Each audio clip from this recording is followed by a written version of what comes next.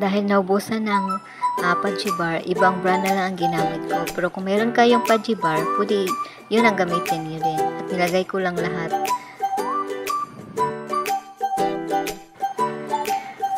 At nilagay ko ang isang can ng evaporated. At nilagyan ko din ng 3/4 na condensed na ube flavor.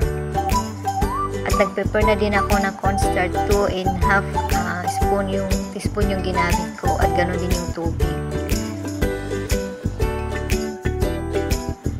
Tuloy-tuloy lang sa paghalo hanggang mahalo yung mga ingredients bago ilagay sa apoy.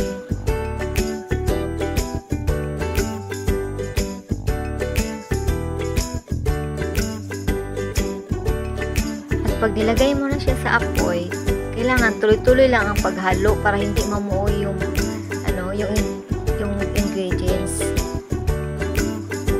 At pag naluto na siya, kailangan ganito na yung lapot niya. At pwede na siya hanguin at ilagay at itappings mo sa Pudgy Bar.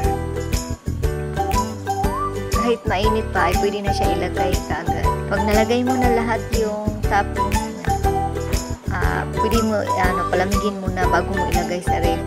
Or pag malamig na siya, pwede mo siya lagyan agad ng cheese bago mo ilagay sa ref. Mas masarap kasi pag malamig.